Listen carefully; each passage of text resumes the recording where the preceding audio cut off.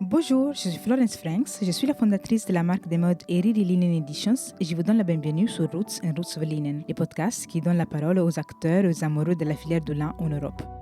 Le lin est une fibre rare, précieuse, qui raconte une histoire de patrimoine, de territoire, de savoir-faire et de liens à une terre vivante et généreuse. Le lin est la fibre aux racines anciennes qui a bien pris la route de l'innovation et du futur. Je vous invite à me rejoindre sur Instagram, @Eriri_Editions, ou sur Facebook, @Eriri.linen. N'hésitez pas à laisser vos avis, vos commentaires et 5 étoiles si vous appréciez les podcasts.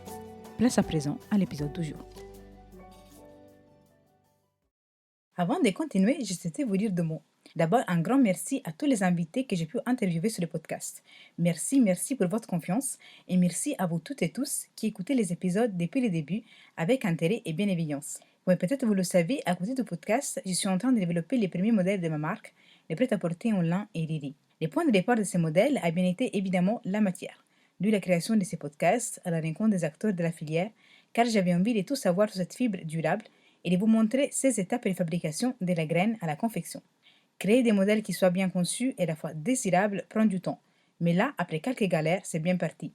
Alors si vous êtes curieuse et curieux de savoir qui se cache derrière cette nouvelle marque, et surtout quelles sont les valeurs, et être averti du lancement en avant-première, laissez-moi votre contact, un formulaire se trouve dans les notes de cet épisode. Aujourd'hui, je reçois Camille Deligne, ingénieure textile et cofondatrice de Mon Gobelet en lin. Mon Gobelet en lin est avant tout une aventure familiale, car Camille s'associe à son père en créant la société d'Innov, un bureau d'études spécialisé de la conception des produits dans les domaines des textiles, des composites, de la métallurgie et des métaux, basé à Dunkerque. En fin d'année 2019, d'Innov propose la commercialisation des gobelets réutilisables, lavables, sous la marque Mon Gobelet en lin. L'objectif, remplacer les plastiques à usage unique par une matière locale et biodégradable, les lins, et proposer une vraie alternative qui est dans le sens de la loi relative à la transition énergétique, qui interdit la vente et la distribution des gobelets, verres et assiettes en plastique au 1er janvier 2020. Mon gobelet en lin est fabriqué à partir des fibres de lin taillées dans les flandres et des polymères biosourcés issus de la fermentation du maïs. Le lin est donc mélangé à du paella, puis moulé pour être transformé en gobelet en eau de France. En créant son gobelet en lin, Camille espère aussi participer à la réduction de la pollution plastique dans les océans et protéger ainsi les plages de Dunkerque. Bonjour Camille, vous allez bien? Je vais très bien et vous? Très bien, merci. Merci d'avoir accepté mon invitation sur le podcast. Est-ce que vous pourrez vous présenter, s'il vous plaît? Ah oui, bien sûr. Donc, je m'appelle Camille Deligne, j'ai 29 ans et ça fait 2 ans que je suis dirigeante de la société Dinov, et depuis, 1 an, cofondatrice de la marque Mon Gobelet en lin. Donc, voilà, je suis de formation ingénieure textile et ça fait en fait à peu près donc, 5 ans que je travaille maintenant. Avant de parler plus en détail de l'histoire de mon gobelet en lin, j'aime bien demander pourquoi vous faites ce que vous faites. Donc déjà, j'aime beaucoup le textile de manière générale parce que c'est vraiment un métier, avec beaucoup de diversification. En fait, le textile, ça peut être à la fois l'habillement et à la fois, les textiles, techniques, qu'on va retrouver dans les composites ou bah, notamment, par exemple, nos gobelets, ça reste du textile. Donc c'est vraiment un domaine qui est très, très large. Plus particulièrement, j'ai vraiment un grand attrait pour les fibres naturelles parce qu'en fait, elles sont très résistantes, elles permettent de faire beaucoup de choses alors qu'on voilà, on est sur un matériau qu'on retrouve dans la nature et qui est à disposition depuis maintenant très longtemps. Donc, c'est vraiment un domaine qui me passionne parce qu'il y a beaucoup de choses à faire avec on va dire du matériel à proximité. Et de quoi vous vous occupez avant de créer mon gobelet en lin au sein de la société d'Innov?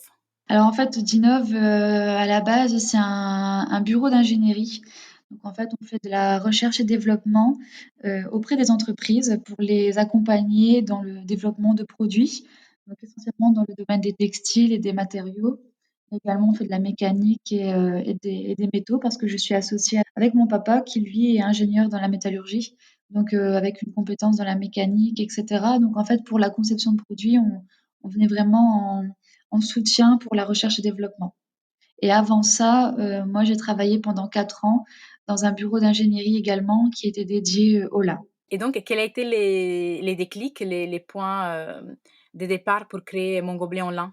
Donc en fait, on s'est rendu compte que, On avait beaucoup de gobelets qui étaient réutilisables et lavables, mais qui étaient toujours en matériaux pétrosourcés, donc du polypropylène, du polyéthylène. On s'est dit, bon, bah, ces gobelets sont très bien parce que les gens les ramènent chez eux après utilisation. Ils ne sont pas jetés, on est sur vraiment une utilisation durable. Malheureusement, s'ils se retrouvent dans la nature pour X raisons, ils sont polluants. On s'est dit, c'est dommage d'avoir quelque chose qui soit durable, mais qui ne soit pas finalement en matière plus propre. Donc on s'est penché justement sur les fibres naturelles et sur les possibilités qu'il y avait.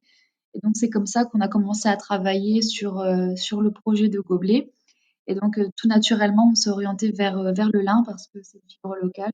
Et que bah, moi j'avais du coup déjà travaillé sur cette fibre, mais c'est surtout l'aspect local qui nous a beaucoup plu. Et on s'est dit que dans le domaine des plastiques, en fait, pétrosourcés, il y avait des choses à faire en utilisant des produits plus naturels.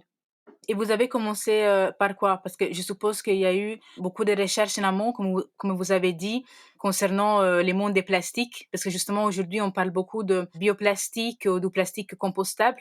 Est-ce que vous pouvez clarifier un petit peu cette terminologie? En gros, le terme plastique, ça va regrouper en fait des matières qui vont pouvoir être chauffées et formées, on va dire, par chauffage. En fait, on fait fondre la matière pour la mouler. Et en fait, aujourd'hui, donc, on a les plastiques qui sont pétrosourcés, donc qu'on trouve vraiment tout partout dans la maison, hein, et enfin, voilà, essentiellement tout ce qui va être PP, PET, etc. On travaille donc les plastiques donc qui sont biosourcés. Donc c'est-à-dire qu'en fait, c'est le même principe, sauf qu'au lieu de prendre du pétrole en matière première, eh ben, on va aller puiser des matières qui se retrouvent dans les végétaux. Nos gobelets ne sont bien sûr pas 100% lin parce que sinon on ne pourrait pas faire tenir un gobelet avec uniquement de la fibre. Il y a forcément ce qu'on appelle un liant qui va venir maintenir les fibres entre elles. Et nous, ce liant, donc on a choisi donc une matière, donc un bioplastique, donc qui est issu de l'amidon et qui permet en fait de lier les fibres et de faire le mélange.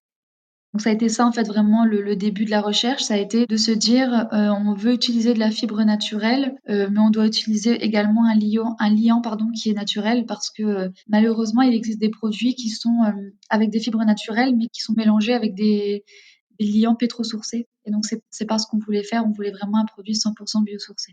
Et donc, c'est quoi la différence entre un bioplastique et un plastique compostable? Ça existe. Normalement, quand on dit bioplastique, on sous-entend que c'est sans pétrole. En fait, on sous-entend que c'est issu de la biomasse. En fait, en général, le bio qui est devant veut dire biomasse, alors que quand on parle de plastique, en général, on parle de plastique pétrosourcé. Alors après, est-ce qu'il y a des plastiques pétrosourcés compostables? J'en doute, mais il peut y avoir des matières, comment dire, des matières qui sont à la base naturelles, par exemple qui sont biosourcées et qui sont légèrement transformées de manière chimique avec des additifs pour leur conférer des propriétés un petit peu un peu différentes, quoi. Il y a beaucoup de choses en fait. Il y a le biosourcé, il y a le biodégradable, il y a le compostable. Et ça, c'est vrai que c'est toutes des terminologies qui sont assez complexes dans tout ça, quoi. Et comme vous avez dit, vous avez choisi l'élan parce que c'est une plante locale de votre région. Quel est votre premier souvenir concernant l'élan? Alors étonnamment, donc donc j'ai grandi dans les Flandres françaises et en fin de compte, mon premier souvenir avec le lin, ça s'est passé en école d'ingénieur, donc très tard. J'avais en fait fait mon stage de fin de première année. On devait le faire dans une entreprise vraiment pour découvrir le textile avec un stage plutôt ouvrier. Et du coup, là, j'ai commencé vraiment à chercher les entreprises textiles qui pouvaient être à proximité de chez moi. Et je me suis rendu compte qu'il y avait un teillage de lin à côté de chez moi. Un teillage devant lequel je passais tous les jours quand j'étais au collège pour aller à l'école. Je passais devant sans savoir en fait ce qui se passait dans cette usine. Et en fin de compte, c'est vrai que mes grands-parents disaient oui, c'est un teillage de lin, mais en fin de compte, sans vraiment savoir qu'est-ce que c'est en fait un teillage de lin. Et en fait, j'étais en école d'ingénieur textile et je connaissais même pas le lin. Donc en fin de compte, finalement, c'était vraiment méconnu. Et quand j'ai fait ce stage, je me suis rendu compte que oui, c'est vraiment génial parce que c'est une culture qui est faite, qui pousse ici, qui est transformée ici. Donc on a vraiment quelque chose de très très local et malheureusement fortement méconnu moi-même, qui était habitante du coin, je connaissais pas. Donc, il y avait beaucoup de travail à faire parce que beaucoup de gens pensent que le lin, c'est une culture un peu exotique, alors qu'en fin de compte, non, c'est vraiment un savoir-faire vraiment français ou belge. Donc, du coup, voilà, c'est mon premier souvenir sur le lin. En fait, je pense qu'il y a dû en avoir quand j'étais petite, mais sans me rendre compte que c'était du lin en fin de compte. Et donc, voilà, c'est assez tardif pour quelqu'un qui finalement habitait à côté. Ouais, je comprends. Et donc, concrètement, comment on crée un gobelet en lin? Alors en fait, on part donc de nous, on achète directement la fibre de lin donc à ces tailleurs qui viennent extraire la fibre de la plante. Donc ça, c'est vraiment un travail qui est fait localement. On récupère cette fibre, on la mélange donc avec la résine issue de l'amidon donc qui s'appelle le PLA. Et cette résine mélangée avec la fibre de lin, donc on la récupère sous forme de granulés. Et ces granulés vont servir de matière première pour l'injection. Comme l'injection plastique, en fait, c'est exactement le même procédé. Sauf que dans l'injection plastique, on utilise des billes de polypropylène, polyéthylène, enfin voilà, toutes les matières pétrosourcées sous forme de billes. Et donc nous, on a des billes de PLA chargées en fibre de lin. Et donc on vient injecter donc dans un moule donc qui est notre moule. Donc voilà, les conditions de fabrication sont bien sûr pas les mêmes en termes de température, etc. parce qu'il faut s'adapter à la matière. Et donc voilà, on injecte dans le moule, on chauffe, on presse et on obtient un gobelet en sortie. Donc c'est ce qui fait qu'il est lisse en fait. Il ressemble entre guillemets à l'aspect au toucher à du plastique classique parce qu'en fait c'est le même procédé tout simplement. Et la couleur marron, c'est sa couleur naturelle. Ouais, tout à fait. Comme le lin est mélangé avec le PLA, la fibre est réduite et donc du coup elle est compactée et ça donne cette couleur marron, un peu marron foncé. Donc, celle-ci serait l'étiquette de composition d'un gobelet. Et quelle serait son étiquette made in, du coup? Alors, la composition du gobelet, ce serait donc 85% de PLA et 15% de lin, avec aucun additif et aucun colorant en plus. Donc, c'est vraiment PLA lin, deux composants. Et son étiquette made in, eh ben, ce serait, ça dépend des proportions qu'on utilise, enfin, comment dire, on serait, c'est sûr, dans du made in France et on pourrait même écrire made in Hauts-de-France parce que les gobelets sont fabriqués en Picardie. Donc on a en fait le lin qui vient des Hauts-de-France, les gobelets fabriqués en Hauts-de-France. Donc en fin de compte, si on prend toute la chaîne de fabrication, on est à 80% made in Hauts-de-France. Donc je pense qu'on pourrait un peu s'enorgueillir de mettre made in Hauts-de-France sur l'étiquette. Mais bien sûr, quand on connaît toute la chaîne des fabrications à ce niveau, il y a ce niveau de transparence et des localités, mais ça, c'est vraiment très intéressant. Et quelle histoire voulez-vous raconter grâce à votre marque? Quelle valeur vous voulez transmettre? Alors nous, c'était important dès le début de la création. On voulait donc, comme vous dites, on voulait de la transparence. Parce que aujourd'hui, on a un peu le sentiment que dans les produits qui sortent, qui sont vraiment dans une démarche éco-responsable, etc., on ne peut pas se permettre de cacher aux gens comment c'est fabriqué, d'où ça vient, en quelle matière c'est, parce que il existe des produits qui malheureusement ne sont pas réellement éco-responsables, même s'ils ont l'air, ils ne le sont pas vraiment parce que derrière c'est fabriqué au bout du monde, c'est des matières qui en fait sont très polluantes. On a vraiment voulu se dire si on commence à se lancer dans un produit entre guillemets qu'on vend comme étant naturel et éco-responsable, il faut vraiment qu'on soit transparent et qu'on soit dans une démarche totale. D'où le côté matière naturelle, fabrication locale. On a vraiment cherché à faire au plus proche en étant en Picardie. Voilà, donc il y a vraiment c'est entre guillemets ces valeurs de transparence. Et aussi, on veut faire passer le message que oui, la fabrication en France, c'est possible. Et que justement, il y a des richesses sur le territoire qui permettent de faire des produits géniaux.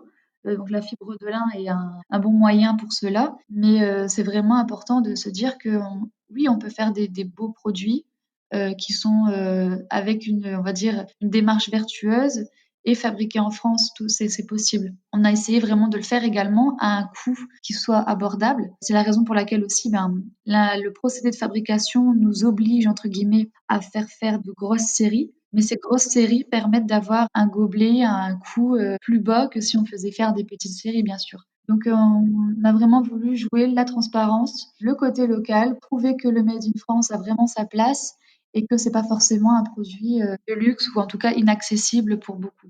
Et donc, votre modèle économique, pour le moment, c'est double, c'est ça? Vous vendez aux entreprises et aussi au privé? C'est ça. Donc au départ, on était vraiment sur de la vente auprès des entreprises, des collectivités, etc. Parce qu'en fait, c'est vrai que ça nous permet de vendre en quantité. Forcément, les collectivités vont pas acheter un gobelet par-ci par-là. Donc c'est vrai que c'était plus facile et plus intéressant pour nous. Mais on s'est vite rendu compte que avec la presse et avec dès qu'on commence à faire un petit peu de pub, et ben il y a forcément des particuliers qui ont également envie d'avoir un ou deux gobelets pour chez eux, parce que c'est vrai que c'est un produit qui est intéressant notamment pour les enfants, étant donné qu'il casse pas, enfin qu'il est pas comme du verre, mais certains parents sont un peu réticents pour les plastiques. Donc là, on est vraiment sur un produit qui plaît pour les parents.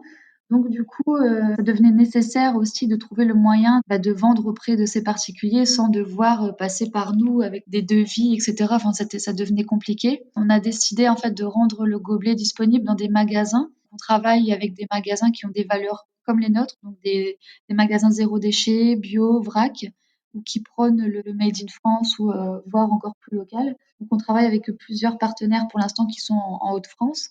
Et on a du coup également mis en place notre site de vente en ligne parce qu'il y avait également des demandes de personnes qui étaient beaucoup plus éloignées dans le sud de la France ou ailleurs. Donc on a fait ces deux moyens-là parce que finalement, oui, on a quand même pas mal de particuliers qui sont intéressés par le produit et qui voulaient avoir le leur, quoi. L'entrepreneuriat, de la création responsable et durable est un challenge, au quotidien. Quelles sont les difficultés que vous avez, pu, rencontrer? Alors nous, essentiellement, la plus grosse difficulté qu'on a eue, ça a été de trouver, des partenaires, fabricants. Comme je vous disais, notre procédé de fabrication, c'est le même que l'injection plastique. Donc pour faire fabriquer nos gobelets, en grande série et faire notre moule et cetera, une fois que la phase de R&D a été validée, il nous a fallu trouver, en fait, des injecteurs. Donc c'est-à-dire des gens, en fait, qui travaillent d'habitude dans la plasturgie, vraiment pure et qui fabriquent des pièces au quotidien, en plastique. Donc et nous, on a dû arriver avec notre projet un peu farfelu en disant: «Bah, voilà, nous, on veut faire des gobelets en lin». Donc c'est vrai que ça n'a pas forcément été évident, même si on fait produire par 25 000 pièces, dans l'industrie de la plasturgie, ça reste des petites quantités pour eux, hein. Ils fabriquent par centaines de milliers parfois. Donc on était un petit peu extraterrestres pour eux. Donc c'est vrai qu'on n'a pas forcément eu de facilité à trouver, un fabricant qui voulait entre guillemets de nous. Puis enfin, clairement, ils n'ont pas forcément besoin de nous non plus. Ils ont quand même du travail dans l'automobile, dans l'électronique, etc. Donc, on les faisait pas rêver avec nos 25 000 gobelets dans une matière qu'ils ne connaissaient pas. On a réussi donc à trouver un partenaire qui finalement est quelqu'un qui a cette dimension un peu novateur, qui se rend compte qu'il travaille le plastique au quotidien, mais qu'il n'y a pas que ça, que justement les biomatériaux commencent à avoir leur place sur le marché et que eh ben, ils se sont rendus compte qu'il fallait qu'eux aussi s'y mettent. Donc on a eu un peu de mal à le trouver, mais finalement on est très content parce qu'il est local et il est très, très satisfaisant. Donc voilà, ça a été, on va dire, le challenge de trouver des industriels parce que c'est vrai qu'on peut faire de la R&D facilement, on peut développer plein de produits, mais après il faut savoir l'industrialiser et ça c'est pas forcément le plus facile à faire. Et puis, il faut trouver justement les partenaires qui croient, dans votre projet et veulent réussir, autant que vous. Donc, les sourcing des partenaires, c'est toujours, la partie la plus difficile. Oui. Et très bien. Et de quoi êtes-vous la plus fière, aujourd'hui et pourquoi? Alors, bah, je suis fière, tout simplement de qu'on ait réussi justement à développer ce produit. Parce que c'est vrai qu'au départ, c'était un peu, une idée. Comme on est un bureau d'ingénierie, on essayait de développer des produits pour montrer un petit peu ce qu'on sait faire et montrer ce qu'il était possible de faire. Et donc c'est pour ça qu'on est parti vers le gobelet. Au début, c'était juste un proto. En fin de compte, à force d'en parler et cetera, on s'est rendu compte qu'il y avait un intérêt et nous qui n'étions entre guillemets qu'un bureau d'ingénierie, donc simplement 2 associés qui faisaient de la R&D dans des bureaux. Si on passe à l'échelle d'industrialisation des gobelets, on va complètement changer de métier. Enfin, ça va être complètement différent de ce qu'on fait aujourd'hui. Et on a décidé de le faire quand même. Et en fin de compte, même si c'est encore trop tôt pour dire on a réussi parce que le gobelet n'est commercialisé que depuis décembre, on est quand même fiers d'avoir réussi à aller jusqu'à l'industrialisation, à sortir un produit dont on est fier, qu'on aime, qui correspond aux valeurs qu'on voulait transmettre, qui n'est pas un faux gobelet éco-responsable comme on voulait absolument pas que ce soit. Ben voilà, d'avoir des personnes qui ont répondu présent dès le début, qui ont commandé les gobelets dès leur sortie et qui continuent aujourd'hui on continue à avoir tous les jours de nouveaux prospects, etc. Donc, on est fiers de se dire qu'on a développé un produit qui a sa place, en fait, et on n'est pas juste, il n'y avait pas seulement nous qui trouvions que ça pouvait être une bonne chose. Il y a d'autres personnes qui croient aussi. Et ça, enfin, c'est vrai que ça, on est assez fiers de ça. Et même au niveau du monde du lin, et ils sont contents qu'il y ait des produits comme ça qui se développent. Donc, voilà, tout va bien, en fait. Donc, on est content. Je me rends compte qu'effectivement, cette filière de lin est vraiment très riche parce que, voilà, comme vous avez dit au tout début, il n'y a pas que la fibre, bien évidemment, mais il y a bien sûr, il y a les textiles, mais il y a toute cette partie, d'innovation et des composites qui est nouvelle et qui pourra amener dans le futur beaucoup de choses donc tout est ouvert, en fait. C'est ça, puis il y a beaucoup d'innovations avec le lin, donc c'est une filière qui a vraiment un avenir, que ce soit dans les textiles d'habillement ou pour les marques de mode. Ils se rendent compte que ben, le lin qui est français, c'est intéressant de l'utiliser. Et dans les composites et dans les produits un peu plus techniques, il a de nombreuses propriétés qui sont intéressantes. Donc il a vraiment le vent en poupe, quoi, le lin. Comment, progressez-vous? Qu'est-ce qui vous inspire? Ce qui nous inspire, c'est une bonne question. On n'a pas forcément vocation de devenir une grosse entreprise, en tout cas. Nous, on est une petite société familiale qui a développé un produit et qui peut-être aura vocation à devoir grandir un petit peu pour progresser justement. Mais voilà, nous, ce qu'on voudrait, c'est au moins à l'échelle locale. Donc après, local, ça peut être Dunkerque, ça peut être les Hauts-de-France, ou ça peut être la France, quoi, on va dire. Mais qu'à l'échelle locale, voilà, le gobelet en lin soit un peu un incontournable. Ce serait surtout ça. Donc, en termes d'aspiration, ce serait vraiment les produits français. Voilà, c'est ce côté mise en avant du Made in France qui donne envie et qui, je pense, a aujourd'hui une bonne image. Et voilà, toutes ces marques qui se développent avec ces valeurs françaises, ça, on va dire que ça peut être ça qui nous inspire. Bah, très bien, bah, je le souhaite. C'est gentil. Donc on va bientôt terminer. Cette rubrique s'appelle texture. Quelle est la texture, de mon gobelet en lin? Vous voulez dire en termes de rendu, toucher, etc. Ce qui vous inspire, les mots texture. Alors, en termes de texture, on est vraiment sur un gobelet qui est rigide et qui est malheureusement souvent comparé au plastique en termes de texture, même si c'est pas ce qu'on veut, mais au moins en fait quelque part c'est aussi un compliment parce que même si voilà on veut pas être un gobelet en plastique, mais le plastique rappelle quand même la solidité du produit. Donc on est sur un produit lisse. Par contre, là où nous, on est très contents, c'est que notre gobelet, en fait, d'un point de vue qualitatif et d'un point de vue gustatif surtout, il n'a pas d'odeur. Au mieux, quand il est neuf, il sent un petit peu le lin. C'est plaisant. Et les retours qu'on a de nos clients, entre guillemets, ou de nos testeurs, on va dire, c'est que c'est beaucoup plus agréable de boire dans un gobelet en lin que dans un gobelet en plastique. Alors, je prêche pour ma paroisse, hein, bien sûr, mais en fait, c'est une réalité, c'est que les gobelets, quand ils sortent du carton, ils sentent la nature, en fait. Enfin, c'est drôle, ils sentent le lin. Donc, du coup, on n'a pas cette odeur de plastique, de chimie, qui peut, pour certains, ne pas avoir de conséquences, mais qui peut, pour certains, justement, être un peu dérangeant. On a pas mal de retours disant, bah ouais, en fait, c'est agréable de boire dans un gobelet en lin parce que même si au début, il sent un peu le lin, c'est agréable. Et après, il sent plus rien du tout. Donc, on peut vraiment savourer l'odeur de ce qu'on boit sans avoir ce côté plastique, tout simplement. Qu'en fin de compte, les gens aiment boire dans un verre en verre parce que justement, il n'y a pas d'odeur, il n'y a pas de goût par rapport à du carton, à du plastique.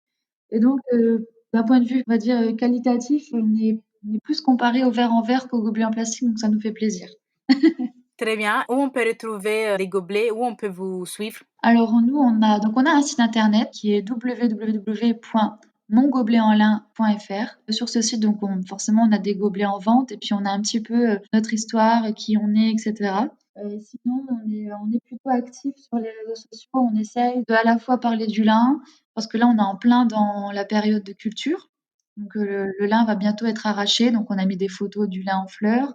On prendra des photos du lin parce que le but c'est aussi entre guillemets d'instruire quoi, de faire connaître le lin aux personnes qui soit sont dans la région et ne connaissent pas bien, soit n'ont pas de lin chez eux et sont curieux d'apprendre un peu plus sur cette matière. Donc on essaye de parler du lin, on essaye de parler de nos gobelets, de notre actualité, de ce qu'on fait. Toujours en transparence parce que ben, voilà, de toute façon, on est une petite entreprise, donc on va pas s'inventer un bureau rempli de salariés qui travaillent d'arrache-pied, c'est toujours nous, nous qui faisons tout. Donc du coup, on essaie d'être transparent parce que c'est vrai que Il y a des gens qui nous suivent depuis le début, qui savent très bien et les personnes qui sont derrière, qui savent un peu notre histoire et cetera. Donc, on aime bien un peu, garder le lien avec eux. Donc on est du coup sur, Instagram et sur Facebook, on a aussi un Twitter et donc c'est, Mon Gobelin en lin à chaque fois, tout simplement le nom tout collé. Très bien, mais je mettrai, comme d'habitude, tous les liens. Bah, c'est très gentil. Et merci beaucoup, Camille, pour cet échange. Ça a été très intéressant et je vous dis, à bientôt. Écoutez, c'est moi qui vous remercie pour ce temps passé ensemble et c'était très agréable. Merci beaucoup, Camille. Merci, bonne journée. Bonne journée. Merci d'avoir écouté cet épisode. J'espère que ça vous a plu. Sachez que vous pouvez retrouver toutes les références dans les notes.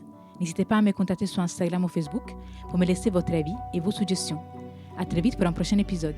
Et d'ici là, laissez des liens.